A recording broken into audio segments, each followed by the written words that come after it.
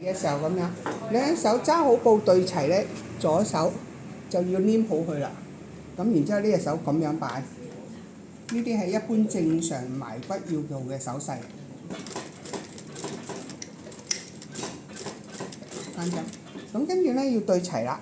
咁兩塊布對齊咗之後，咁你車一段仔嘅啫，就對呢度，手指公向下。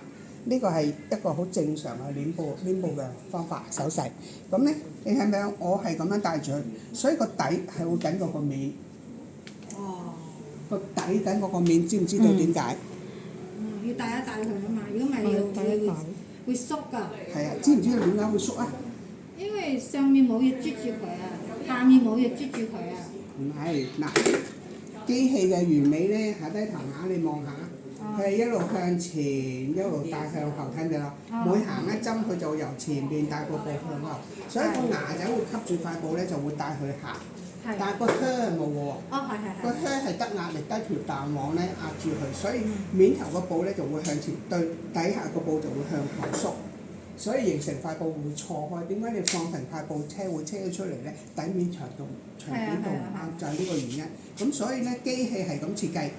咁你就要用你個手勢，你哋個技術去平衡翻佢啦。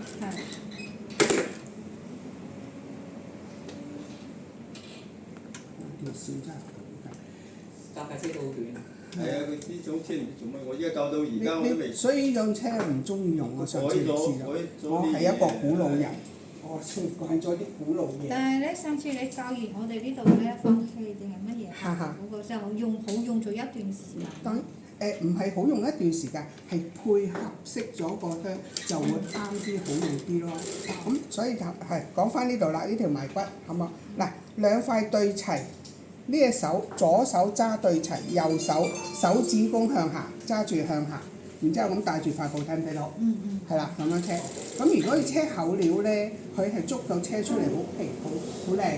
但係如果車薄料咧，因為你隻手又帶住架車又行，佢會令到條線車上嚟有啲縮木咁樣。咁如果你想要車得靚，咁你隻手就喺後邊輕輕帶住，唔使好大力嘅咧，帶住佢行。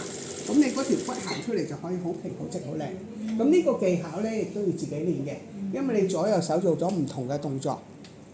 咁你發揮唔同嘅拉力，你就又要自己練習自己試。但係如果唔係做到咁薄嘅布唔使嘅，厚嘅布嗱你睇呢度我帶咗係咪好平啊？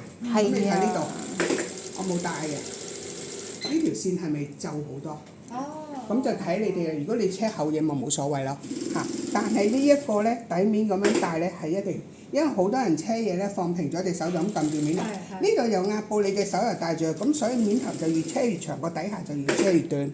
你哋老師會叫我哋咁樣帶一帶布咯，即係扯一扯佢。啱啊！呢個手勢係啱啊！咁啊帶一帶個底，所以隻手咁揸住佢咯。咁呢度喺旁邊，咁樣出嚟個效果就可以穩定同埋好啲靚啲啦。明唔明？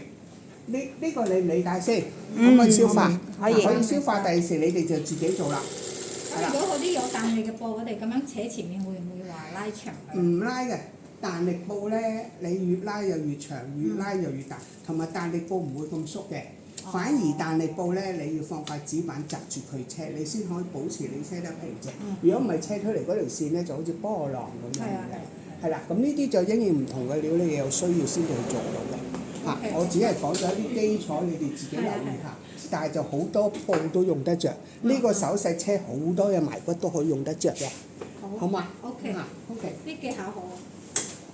老師，可唔可以再示範一次半針啊？半針，係。車落面。係啊，拍低佢啦，好，冇問題。等我拉翻條線先，我唔好習慣呢個車。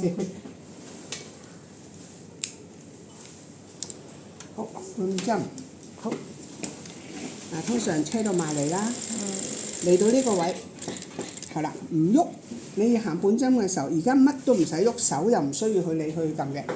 先拉碌仔，因為而家個靴紮住塊布咧，佢已經係壓住唔喐㗎啦。咁就碌仔，碌仔唔好心急，慢慢碌，因為你要睇住眼針去到邊個位，望住眼針行到落嚟，係咪唔篤住塊布？差啲篤㗎啦。咁而家咧就縮翻隻手過嚟，兩隻手喺旁邊撳。因為點解咁樣撳咧？你喐嘅範圍好細，所以你喐嘅範圍細，你塊布走位嘅地方亦都少。好嘛，嗱而家你隻手撳住塊布，起靴，睇唔睇啊？唔使話起到好高，因為好高你遮住眼針你睇到嘅。咁係起少少，你就要喐步啦。咁啊喐幾多咧？嗰個針步要喐幾大就你自己因啦。嗱，呢啲做得多就知道就熟㗎啦。咁啊，然之後放翻個靴，因為放翻個靴咧，佢已經紮住發布，我就可以鬆手啦。咁就去拉碌仔，篤翻眼針落嚟，得唔得？係啦，咁就可以正常車啦，就起靴轉過嚟。方唔方啊？呢隻角？好方法。係啦，咁你哋如果隻角轉得唔方，你就諗翻你嘅步驟有冇做足，做足就冇事。但係點解你哋成日我話唔好一隻手？因為你一隻手咧，你好容易喐啊！你啲手指，因為你呢個手咧，你咁樣擺嘅空間範圍太大，所以咧你一起針喐咧，腳喐、手喐、頭喐、眼喐，樣樣你都喐。因為你哋未去到心到手到，淨係喐一個。明唔明啊？所以呢度要記住。咁點解要兩隻手？因為我研究過好多人單手都係有問題，都係喐㗎。所以兩隻手係最穩陣。同埋因為你兩隻手咁樣擺咗喺台面，你喐個範圍好細㗎咋。其實你而家喐快過個半針，就等於我而家個手掌咁推，睇唔睇到？所以你發布咪唔好喐得好大，你個角就唔會走到去邊咯。我將個範圍縮細，同靚冇錯啦，得唔得？但係你行個半針行大行細。咁呢個靠你眼光睇，所以點解要眼要睇住佢？個靴你起到咁鬼死高，睇乜鬼嘢？睇唔到㗎。同埋越大，你就越容易喐到你隻手。係啦，點解要兩隻手？就係因為我兩隻手，我隻手掌成隻手掌都撳咗喺度，你好少範圍喐到。但係你哋單手咧，咁樣你個範圍就喐得好大。我教你哋車嘅車線咧，你手就唔要咁喐，因為你由咁樣起手再去喐，你已經係3個動作。